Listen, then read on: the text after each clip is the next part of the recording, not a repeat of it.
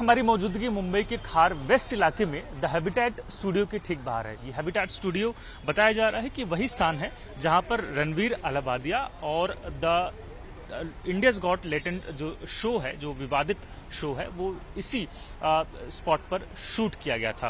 फिलहाल इस स्थान की गंभीरता इसलिए बढ़ जाती है क्योंकि यहाँ पर अब से कुछ देर पहले मुंबई पुलिस के जो अधिकारी हैं, जो जांच अधिकारी हैं, वो यहाँ पर पहुंचे हैं। कई जो अधिकारी हैं यहाँ पर पहुंचे हैं। दरअसल रणवीर अलाहाबादिया के विवादित बयान के बाद मुंबई पुलिस कमिश्नर खार पुलिस स्टेशन और महिला आयोग को शिकायत दर्ज करवाई गई है, जिसके बाद पुलिस या जो जांच है, जो अधिकारी कार्रवाई है, वो भी शुरू हो गई है। देख पाएंगे कि मुंबई पुलिस के जो अधिकारी हैं वो फिलहाल स्पॉट पर हैं और अपनी जो प्राइमरी इन्वेस्टिगेशन है उसे करते हुए नजर आ रहे हैं। फिलहाल जो जानकारी मिल पा रही है कि रणवीर अलाहाबादिया मुंबई में मौजूद हैं। हालांकि वो मीडिया के सवालों से बचते हुए नजर आ रहे हैं। उन्होंने अपना फोन बंद कर रखा है, लेकिन अब से कुछ मिनटों पहले ही उनके द्वारा सोशल मीडिया पर एक पोस्ट साझा किया गया जिनमें वो माफी मांगते नजर आ रहे हैं। साथ ही साथ उन्होंने अपने वीडियो में इस बात की जानकारी दी कि कैसे उन्होंने विवाद को बढ़ते देख जो प्रोड्यूसर हैं जिन्होंने इस पूरे शो एपिसोड को शूट किया था, उनसे रिक्वेस्ट की है कि जो विवादित कमेंट है उसे जल्द से जल्द डिलीट किया जाए। इसके साथ उन्होंने अपने फैन से माफी भी मांगी है। लेकिन इस पूरे बयान के सामने आने के बाद सोशल मीडिया पर इस तरीके के जो वीडियोस हैं उन पर कहीं ना कहीं बड़े सवाल खड़े होते हैं। आप देख पाएंगे कि पुलिस अधिकारी जो हैं वो लगातार यहाँ पर अपनी जांच को बढ़ाते हुए नजर आ रहे हैं। जो अंदर इंटरनल स्टाफ है उनसे पूछताछ की जा रही है कि आखिर ये एपिसोड कब शूट किया गया था और उस वक्त किन किन लोगों की मौजूदगी वहां पर दर्ज थी, और उसी के आधार पर अगर उन्हें जरूरी लगता है तो संभवतः वह रणवीर अलाहाबादिया से भी पूछताछ करने बड़ी जल्द पहुंच सकते हैं। लेकिन बड़ी अपडेट ये कि अब आखिरकार रणवीर अलाहाबादिया ने पूरे विवाद के बाद जो अपना माफीनामा है वो सोशल मीडिया पर जाहिर किया है। इसी के साथ राज्य के मुख्यमंत्री देवेंद्र फडणवीस से जब सवाल किया गया तो उन्होंने बताया कि कैसे उन्होंने पूरे मामले का संज्ञान लिया है और बड़ी जल्द जो निश्चित कार्रवाई है वो भी की जाएगी। वीडियो जर्नलिस्ट संजय रंजीत के साथ मिलेश शुक्ला, टाइम्स नेटवर्क, मुंबई। सुना मैंने भी है, पर मैं सच में सुनकर स्तब्ध हूँ। ये सोचकर स्तब्ध हूँ कि जिसे अधिकांश लोग सुनते हों, जिसे बच्चे सुनते हों, जिसे देश सुनता हो, वो इस प्रकार की विचारधारा से ओतप्रोत है। मेरे लिए ये भयानक है। मैं देश के कर्णधारों से कहूंगा, खासकर देवेंद्र भाई से, कि आप लोगों ने कोरोना की वैक्सीन बहुत जल्दी ढूंढी दादा। इस प्रकार के विचारों की वैक्सीन ढूंढिए, वरना आने वाली पीढ़ियां और नस्लें बर्बाद हो जाएंगी।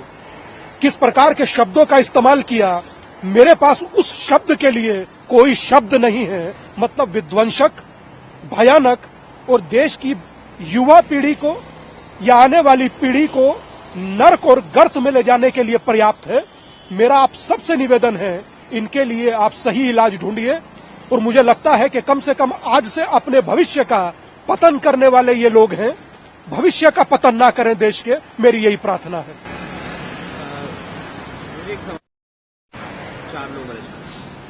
मैं समझता हूं कि इस पर और कठोरतम कार्रवाई अगर हो तो वो भी करनी चाहिए, क्योंकि आपकी आस्था में कोई मिलावट कर दे वो भयानक है। प्रसाद मात्र भयानक नहीं, आस्था में मिलावट हो जाना उससे ज्यादा दुर्गति है हर उस मनुष्य की जो सुबह का आचमन कर कर उनके दर्शन करना चाहता है, जो सुबह की पहली सूर्य की किरण के साथ उनके दर्शन करना चाहता है और उस प्रसाद को लाता है अपने आने वाले रिश्तेदारों के लिए, मिलने वाले मित्रों के लिए, और पता लगे कि उसमें मिलावट हो गया, पता लगे कि उसमें मिलावटी घी मिला दिया गया। जो किन चीजों से बना है मैं बोलकर पाप का भागी नहीं बनना चाहता, मगर इतना कहना चाहता हूं, जो कठोरतम से कठोरतम कार्रवाई हो वो होना चाहिए। देश सनातन जगत से चलता है और वही जगत ठगा जाए, इससे ज्यादा भयानक कुछ नहीं हो सकता। देखिए, मैं समझता हूं कि ऐतिहासिक है, दिव्य भव्य सब है, और बेहतर इसको करने का प्रयत्न किया जाए तो चीजें और संवरेंगी। और मुझे सुनने में यह आया है कि अब जो कार्यकर्ता हैं भाजपा से जुड़े, वो स्वयं भी सेवाएं वहां प्रदान करेंगे, जल प्रदान करेंगे और लोगों को निकालने में मदद करेंगे। तो मैं समझता हूं अगर इस प्रकार की पहल है तो ये पहल सराहनीय है और इस तरह की पहल होती रहनी चाहिए। फ्रीडम ऑफ स्पीच के नाम पर सवेरेना और रणवीर अलाहाबादिया ने बिलो द बेल्ट जैसे कमेंट्स किए अपने पॉडकास्ट पर, वो टेलीकास्ट हो रहा है पूरे सोशल मीडिया पे।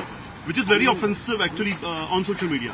देखिए, मुझे भी इसकी जानकारी मिली है, मैंने अभी तक उसको फर्स्ट हैंड देखा नहीं है, लेकिन बहुत भद्दे तरीके से कुछ चीजों को कहा गया है, प्रेजेंट किया गया है, ऐसा मुझे भी पता चला है, जो बिल्कुल गलत है।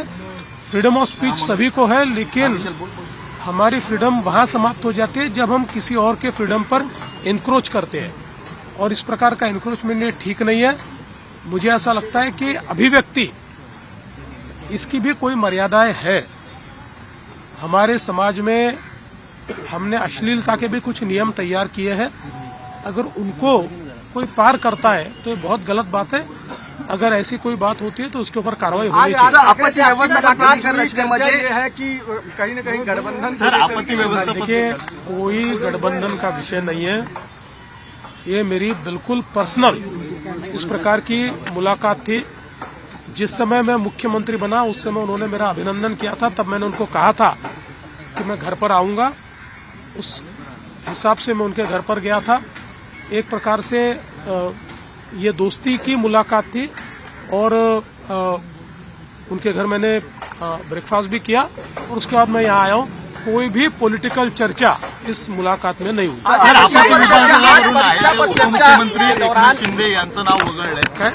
आपत्ती विभाग जो आहे, आपत्ती व्यवस्थापन प्राधिकरण, त्याच्यावरून जे आहे ते एकनाथ शिंदे यांना नाव वगळलंय, अशा पद्धतीच्या आणि चर्चा अजित पवारांच्या नावाची वर्णी लागलेली आहे। असं कसं होणार आहे? काय, कोण कसं वगळणार आहे? काहीतरी तुम्ही नवीन नवीन बातम्या तयार करता, काही मॅन्युफॅक्चर करता बातम्या। आज परीक्षा पर चर्चा के दौरान प्रधानमंत्री ने संवाद किया, कैसे देखते हैं आप? खुद भी उसमें मौजूद रहे।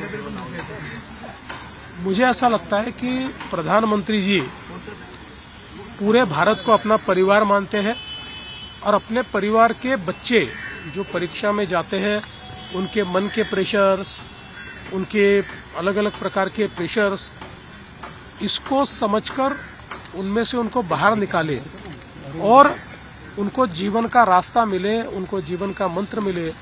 इस दृष्टि से प्रधानमंत्री जी ने एक बहुत ही अच्छी ये चर्चा पिछले कई वर्षों से शुरू की है।